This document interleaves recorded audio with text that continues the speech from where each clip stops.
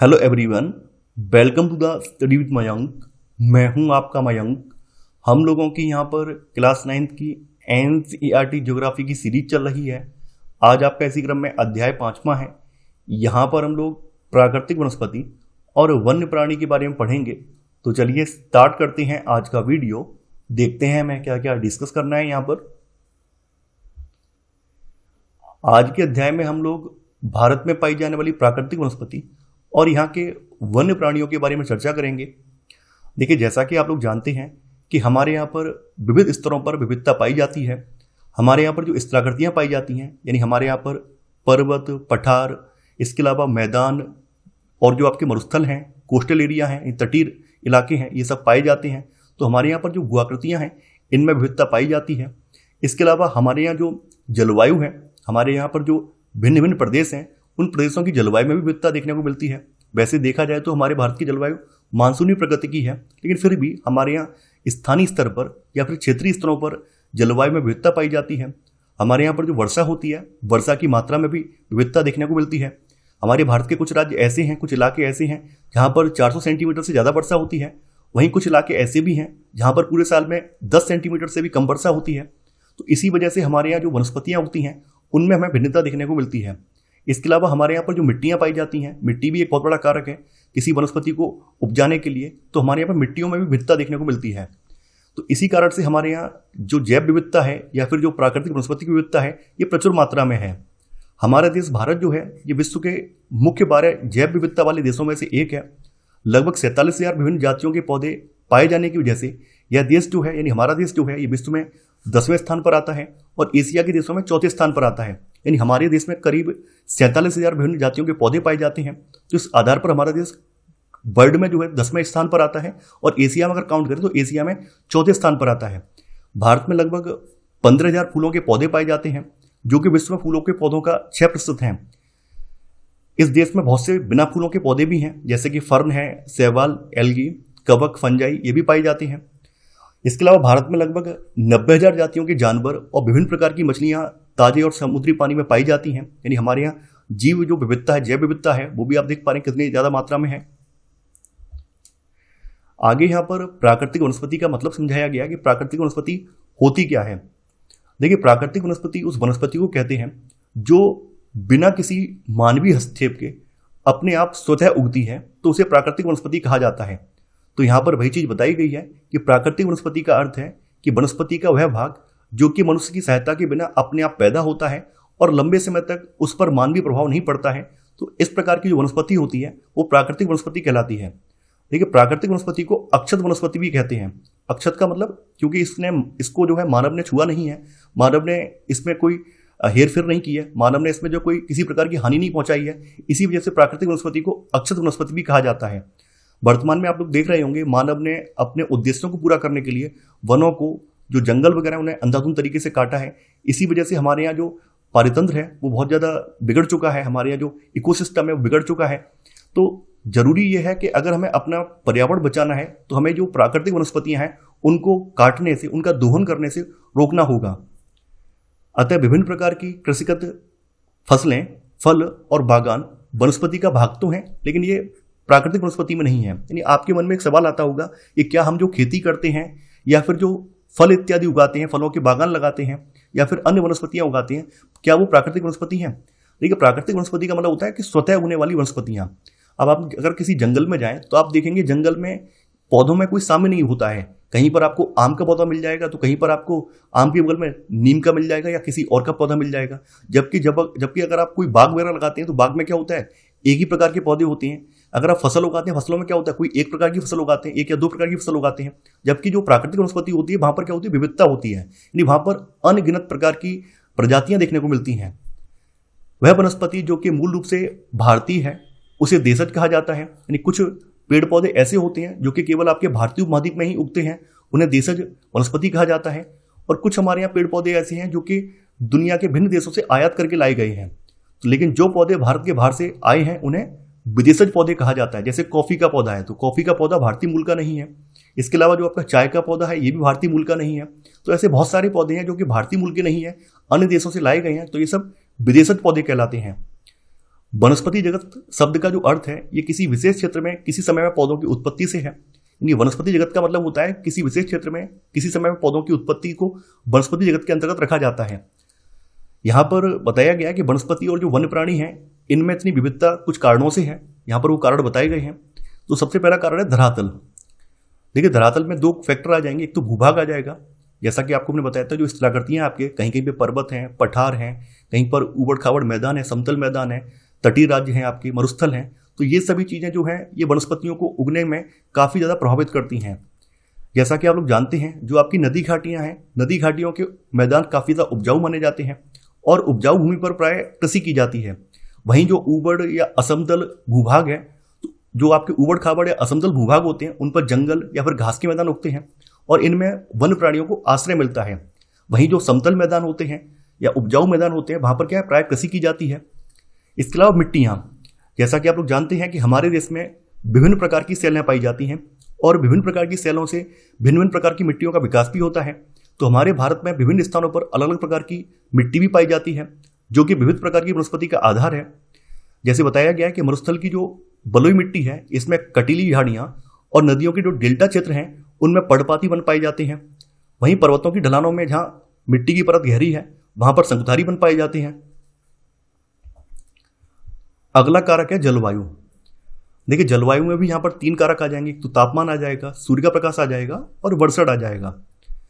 देखिए तापमान की बात करें तो जैसा कि आप लोग जानते हैं जहाँ पर टेम्परेचर बहुत ज़्यादा रहता है, जिन इलाकों में यानी जो आपके उष्णकटिबंधीय इलाके हैं, जो आपके इक्वेटर लाइन के आसपास के जो क्षेत्र हैं, 0 डिग्री इक्वेटर लाइन के आसपास के क्षेत्र हैं, यहाँ पर पूरे वर्ष तापमान उच्च रहता है और तापमान उच्च रहने की वजह से वर्षा भी यहाँ पर अच्छी खासी होती है। तो इसी वजह से उष्णकटिबंध में इसके आसपास के जो इलाके हैं वहाँ पर उष्णकटिबंधीय सदाबहार वन पाए जाते हैं।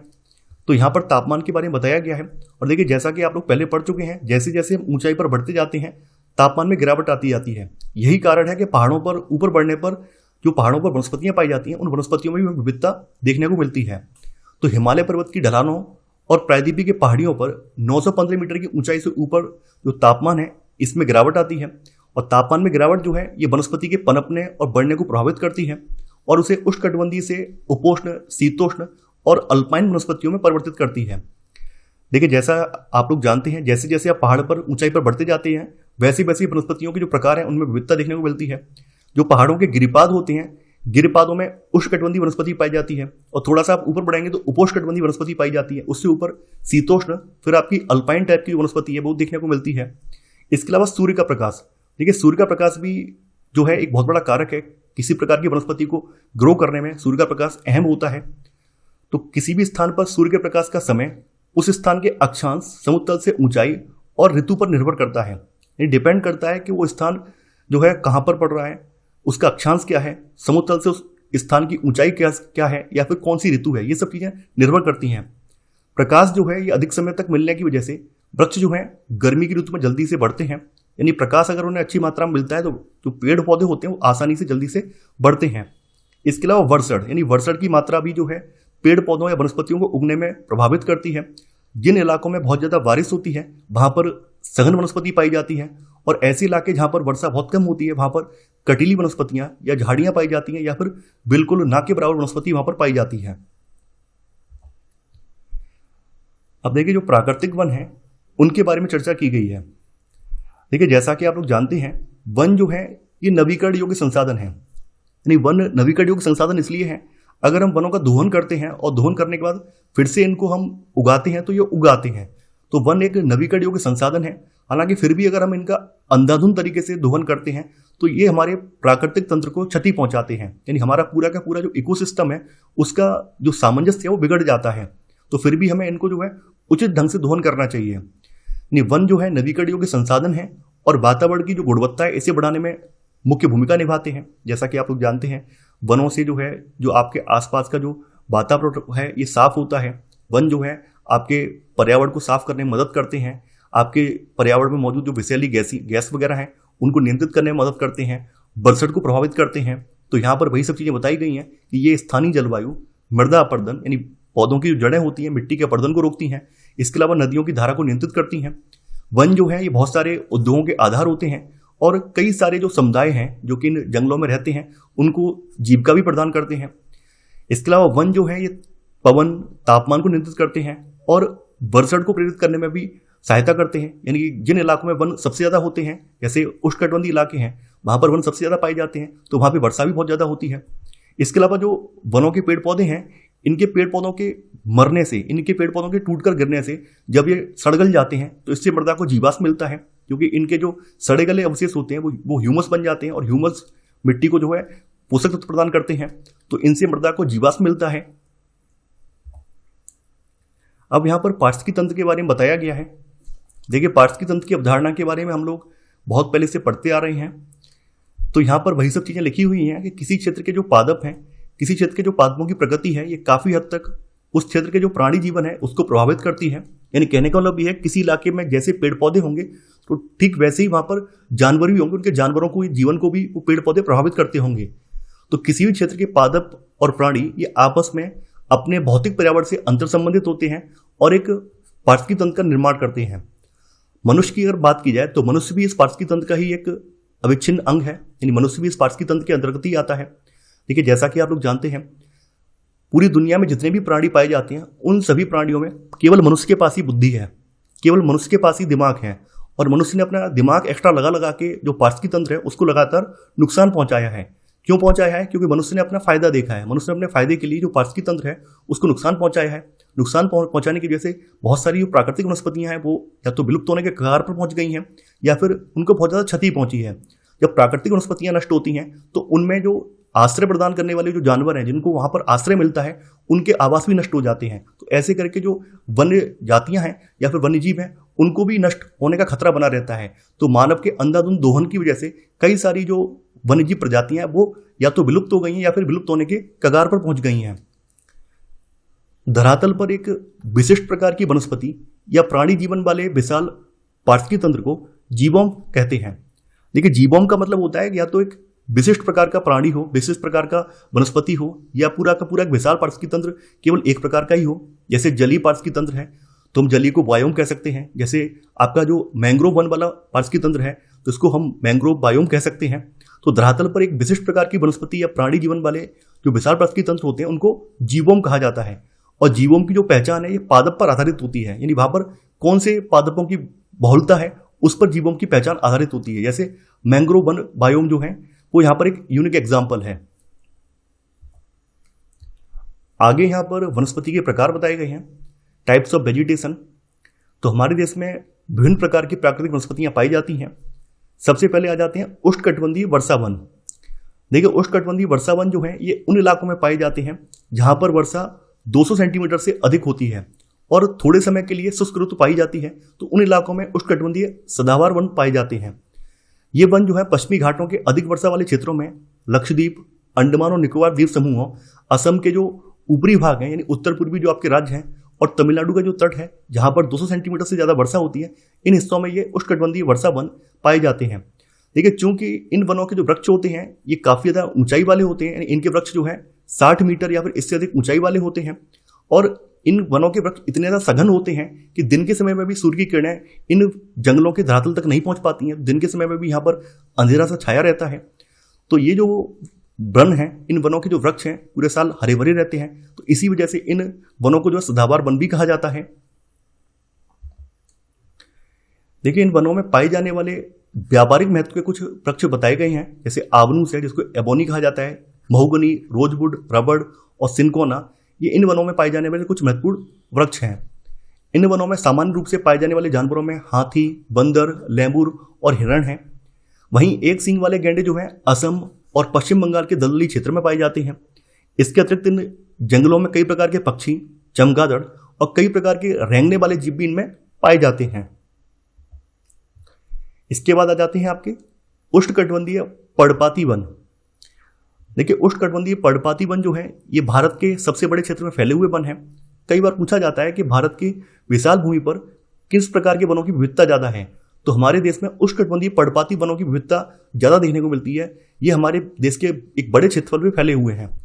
देखिए, इन वनों को मानसूनी वन भी कहा जाता है और ये वन उन क्षेत्रों में फैले हुए हैं जहाँ पर 70 सेंटीमीटर से लेकर 200 सेंटीमीटर के बीच में वर्षा होती है। उष्णकटिबंधीय पर्णपाती का नाम इसलिए पड़ा है, देखिए, क्योंकि इनके वृक्ष जो होते हैं वो शुष्क मौसम में कुछ सप्ताह के लिए अपनी पत्तियों को गिरा देते हैं।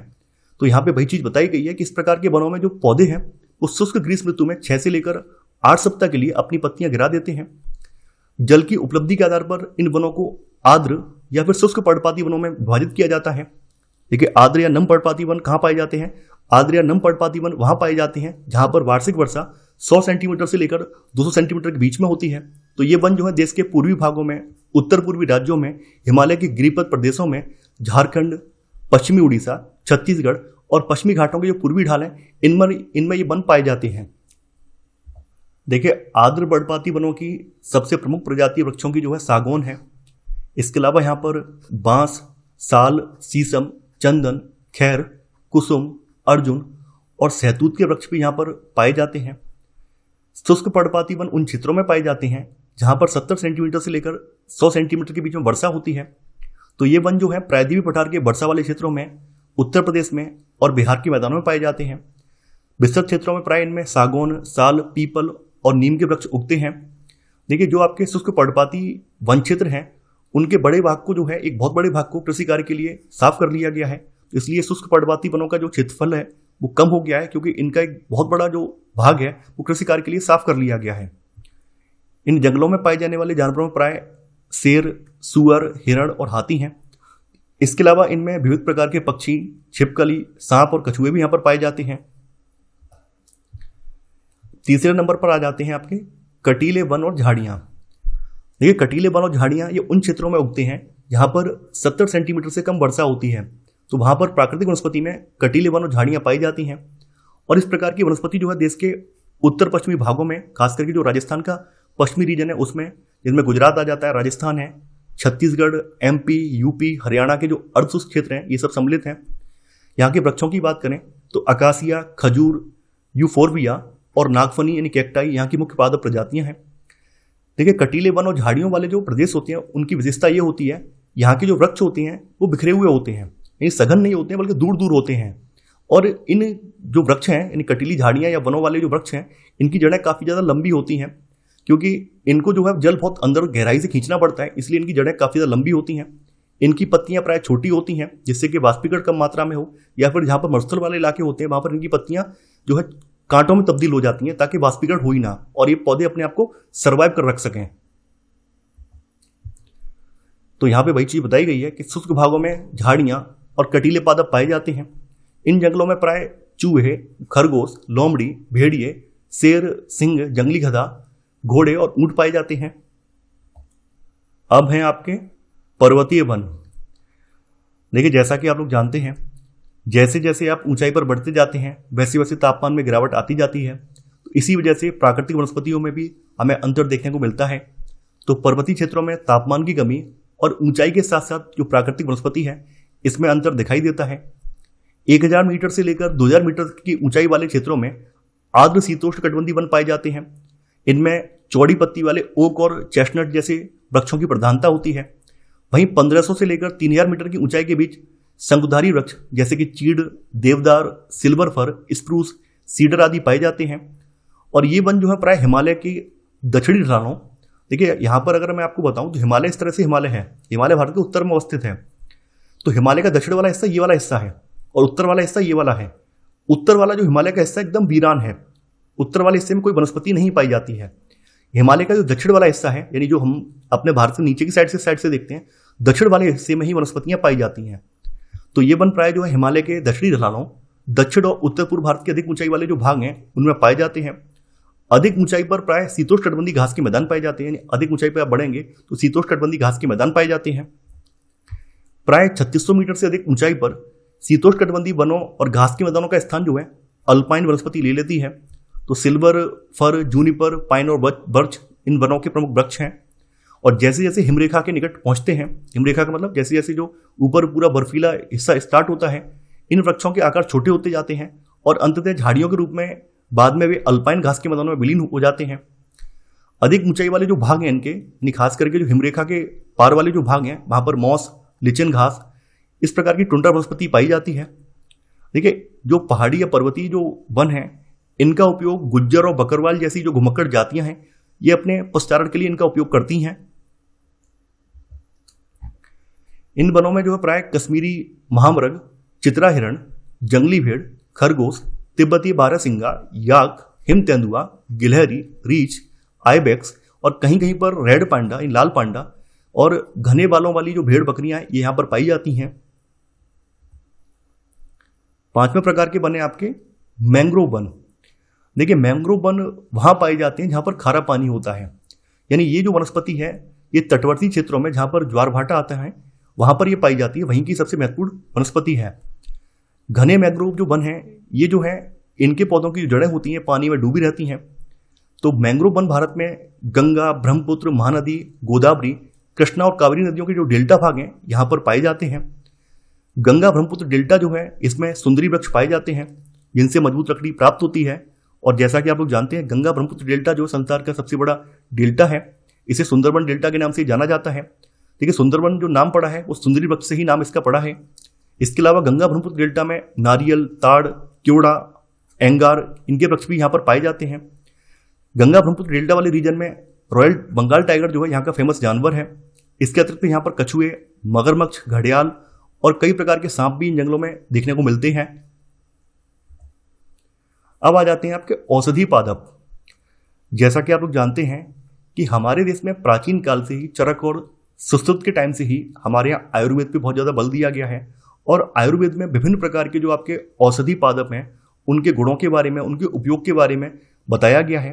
तो आयुर्वेद में लगभग 2000 पादपों का वर्णन है और कम से कम 500 तो निरंतर प्रयोग में आते रहे हैं। यानी आयुर्वेद की जो किताबें हैं जैसे चरक संहिता है, सुश्रुत संहिता है, इनमें करीब 2000 जो आपके मेडिसिनल प्लांट हैं इनके बारे में जिक्र है और इनमें से करीब 500 ऐसे प्लांट हैं जो जिनका प्रयोग आज भी हम लोग कर रहे हैं।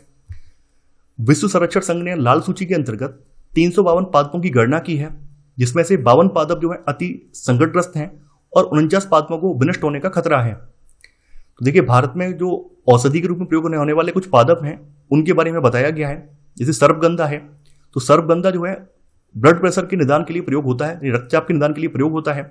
जामुन, देखिए जैसा कि आप लोग जानते हैं जामुन के पके हुए फल से सिरका बनाया जाता है और सिरका जो है वायुसारी और मूत्रवर्धक है। वायुसारी का मतलब जो पेट की समस्या है, पेट की समस्या को दूर करने के लिए और जो मूत्र रोग वगैरह होते हैं उनको दूर करने के लिए काफ़ी ज़्यादा लाभदायक है।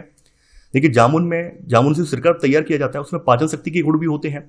इसके अलावा जो जामुन का बीज होता है, जामुन की जो गुठली होती है उसका जो पाउडर बनाया जाता है वो आपके डायबिटीज में यानी मधुमेह रोग में सहायता करता है।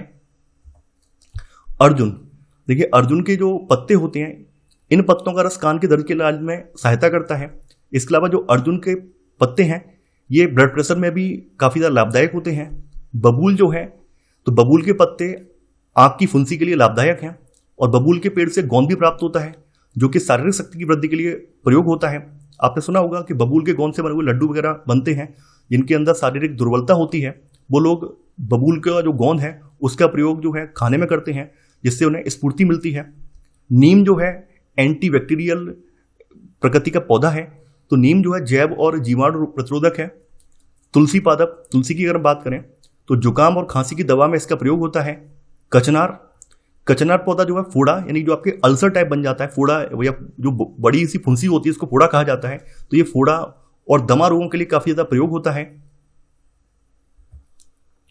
अब बात करते हैं भारत में वन्य प्राणियों की। तो जैसा कि हमने आपको स्टार्टिंग में बताया था कि भारत में जीवों की लगभग 90,000 प्रजातियां देखने को मिलती हैं।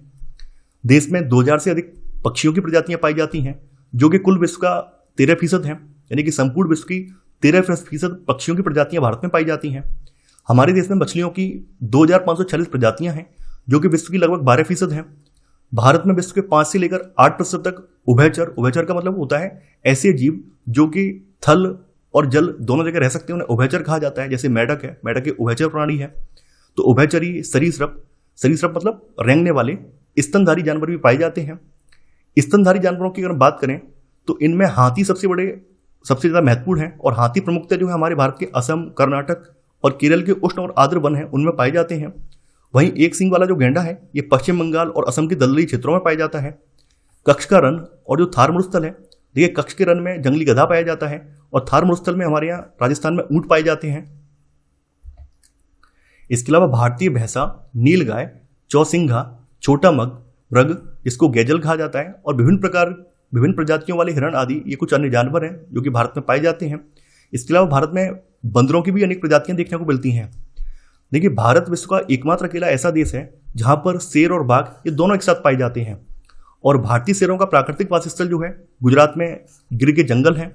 बाघ हमारे यहाँ मुख्य रूप से मध्य प्रदेश और झारखंड के वनों में, पश्चिम बंगाल के सुंदरवन में और हिमालय रीजन में पाए जाते हैं। बिल्ली जात के सदस्यों में तेंदुआ भी हमारे यहाँ पाया जाता है। लद्दाख की जो बर्फीली ऊंचाइयां हैं इनमें याक पाए जाते हैं, जो गुच्छेदार सींगों वाला बैल जैसा जीव है और इसका भार लगभग 1 टन होता है। इसके अलावा तिब्बती बारहसिंगा, भारल जो कि नीली भेड़ है, जंगली भेड़, कियांग मतलब तिब्बती जंगली गधे को कियांग कहा जाता है, ये भी हमारे यहाँ पाए जाते हैं। और कहीं कहीं पर रेड पांडा, लाल पांडा भी हमारे यहाँ कुछ भागों में देखने को मिलता है। इसके अलावा नदियों, झीलों और समुद्री क्षेत्रों में कछुए, मगरमच्छ और घड़ियाल पाए जाते हैं। देखिए, यहाँ पर भी एक इंपॉर्टेंट फैक्ट बताया गया है। घड़ियाल जो है ये मगरमच्छ की एक प्रजाति है और घड़ियाल जो है मगरमच्छ की प्रजाति का प्रतिनिधित्व करता है और ये विश्व में केवल भारत में पाया जाता है। घड़ियाल और मगरमच्छ में अंतर यह है कि घड़ियाल का मुंह पतला सा होता है, जबकि मगरमच्छ का मुंह जो है चौड़ा टाइप का होता है। और घड़ियाल का कैसा होता है? एकदम पतला सा होता है, इस तरह का पतला सा मुंह होता है। पक्षियों की बात करें तो मोर, बतख, तोता, मैना, सारस और कबूतर आदि की जो कुछ प्रजातियां हैं ये हमारे यहाँ देखने को मिलती हैं। देखिए, भारत की सरकार ने वन्य जीवों को बचाने के लिए वन्य जीव सुरक्षा अधिनियम 1972 में लागू किया था। आगे यहां पर बताया गया है कि जो प्रत्येक प्रजाति है, यानी चाहे वो पेड़ पौधों की प्रजाति हो, वन्य जीवों की प्रजाति हो, ये सभी पारिस्थितिकी तंत्र में योगदान करती हैं। तो हमारे लिए जरूरी है कि इनका संरक्षण किया जाए। जैसे बताया गया कि लगभग 13,000 पादप प्रजातियां संकट में हैं और 20 प्रजातियां ऐसी हैं जो कि विनष्ट हो चुकी हैं। काफी वन्य जीवन प्रजातियां भी संकट में हैं और कुछ विनष्ट हो चुकी हैं। विनष्ट होने का कारण क्या है? बढ़ते हुए मानवीय क्रियाकलाप, मानवीय गतिविधियों की वजह से जो प्रजातियां हैं, चाहे पादप प्रजातियां हो या फिर वन्यजीव प्रजातियां हो, वो नष्ट हो रही हैं। इसके अलावा रासायनिक और औद्योगिक अवशिष्ट और तेजाबी दबाव की वजह से प्रदूषण, विदेशी प्रजातियों का प्रवेश, यानी विदेशी जो पादपों की प्रजातियां हैं ये भी हमारी स्थानिक प्रजातियों के लिए संकट ही क्रिएट करती हैं। और कृषि और निवास के लिए वनों का जो अंधाधुंध हम लोग दोहन कर रहे हैं, अंधाधुंध कटाई कर रहे हैं, ये सब पारिस्थितिकी तंत्र के असंतुलन के कारण हैं। आगे यहां बताया गया है कि अपने देश की पादप और जीव संपत्ति की सुरक्षा के लिए सरकार ने भी कई कदम उठाए हैं। तो देश में जो है 18 जीव मंडल निचय यानी आरक्षित क्षेत्र स्थापित किए गए हैं। इनमें से 12 सुंदरवन, नंदा देवी, मन्नार की खाड़ी, नीलगिरी, नौकरेक, ग्रेट निकोबार, सिमलीपाल, पंचमढ़ी, अचनकमर, अमरकंटक, अगस्तमलाई, कंचनजंगा और पन्ना की गणना जो है ये विश्व के जीव मंडल निचय में की गई है। यानी हमारे यहाँ 18 बायोस्फीयर रिजर्व में 12 बायोस्फीयर रिजर्व जो है ये विश्व के जीव मंडल निचय में ये काउंट है। सन 1992 से सरकार द्वारा पादप उद्यानों यानी पेड़ पौधों को वित्तीय सहायता और तकनीकी सहायता देने के लिए योजना बनाई गई है। इसके अलावा शेर संरक्षण, गेंडा संरक्षण, भारतीय भैंसा संरक्षण और पारिस्थितिकी तंत्र के संतुलन के लिए कई अन्य योजनाएं बनाई गई हैं। अगर वर्तमान की बात करें, वर्तमान का मतलब यहाँ पर मैंने जनवरी 2023 तक के आंकड़े उठाए हैं। तो जनवरी 2023 तक हमारे देश में 106 नेशनल पार्क, 567 वन्य प्राणी अभ्यारण्य और कई चिड़ियाघर राष्ट्र की पादप और जीव संपत्ति की रक्षा के लिए बनाए गए हैं। तो ये जनवरी 2023 तक के आंकड़े हैं। इसके बाद अगर आप लोग वीडियो देखते हैं तो आंकड़े आप अपडेट कर लीजिए। देखिए, यहाँ पर 18 जीव मंडल निचय के नाम यहाँ पर दिए गए हैं। देखिए, काफी इंपॉर्टेंट है, मोस्ट इंपॉर्टेंट है। कई बार ये पीसीएस परीक्षा में और यूपीएस परीक्षा में भी पूछा गया है कि हमारे यहाँ 18 जीव मंडल निचय कौन से हैं और उनमें से 12 कौन से हैं जो कि विश्व के जीव मंडल निचय में शामिल हैं।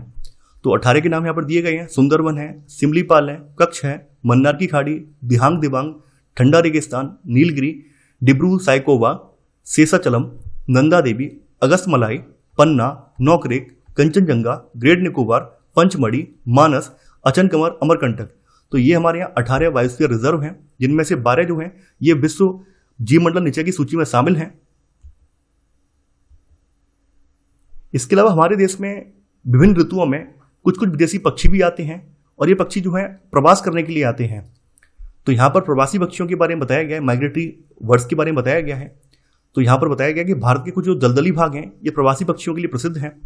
जैसे शीत ऋतु में साइबेरियन सारस जो है, साइबेरियन जो सारस है, ये बहुत बड़ी संख्या में यहाँ पर आते हैं।